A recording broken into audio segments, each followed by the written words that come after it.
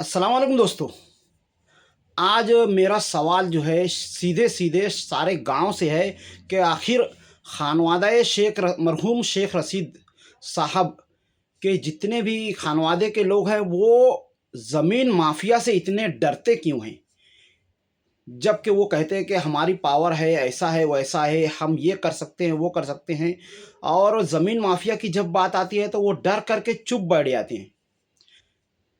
मिसाल के तौर पर पिछले 2-3 दिनों से आप देख रहे होंगे कि किस तरह से सर्वे नंबर 60 आयशा नगर और शाबान नगर के जो बीच की ज़मीन है, जिसको ज़मीन माफिया के लोगों ने बाकायदा चालू पब्लिक संडास को तोड़ करके अपने कब्ज़े में करने की कोशिश की, और इसके ताल्लुक से मा साबिक मेयर अब्दुल मालिक साहब और शफ़ीक राना साहब ने मिल करके बाइट दी और बताया कि किस तरह से ज़मीन माफिया इस ज़मीन पर कब्ज़ा करना चाह रहा है। और माज़ी में भी आपने देखा होगा कि कितने ज़्यादा शहर में जहाँ पर भी ओपन स्पेस थे, वहाँ पर ज़मीन माफियाओं ने कब्ज़ा किया और एक-एक प्लाट को 10-10 लोगों को बेचा और भी काफ़ी काम किए। पर इस ताल्लुक से खानवादा मरहूम शेख रशीद खामोश रहा, चाहे फिर वो खालिद हाजी हो या फिर और जितने भी लोग हों, शेख आसिफ साहब या इस वक्त कुर्सी पर बैठी हुई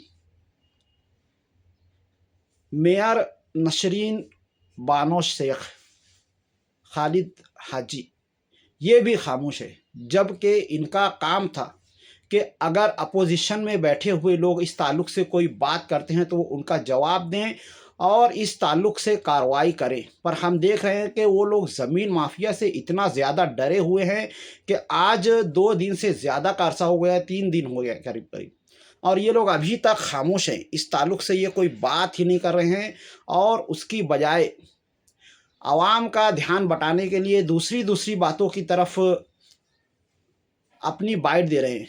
मिसाल के तौर पे फ़ारूक कालिया ने जो किया वो आप देख लीजिए, या फिर शेख आसिफ साहब ने जो निहाल हाजी को सदर बनाया और उसके बाद एसआईआर के ताल्लुक से बात की।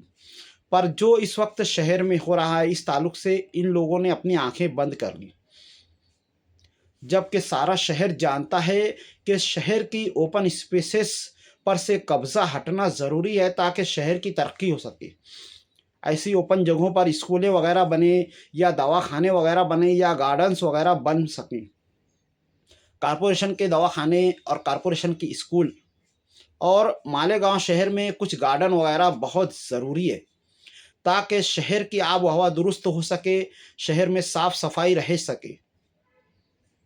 पर हम देख रहे हैं कि इस ताल्लुक से खानवादा शेख रशीद पूरी तरह से डरा हुआ है, सहमा हुआ है, और इस ताल्लुक से उन्होंने ना माजी में कभी कोई आवाज़ उठाई, ना इस वक्त कोई आवाज़ उठा रहे हैं। इतना डर डर के रहना था तो उन्हें सत्ता में आने की ज़रूरत ही क्या थी? जाहिर है ज़मीन माफिया कुछ अभी से ये सब काम नहीं कर रहा है, और शहर की पिछड़े होने के और शहर की तरक्की ना होने में एक बड़ा हाथ ज़मीन माफिया का भी है।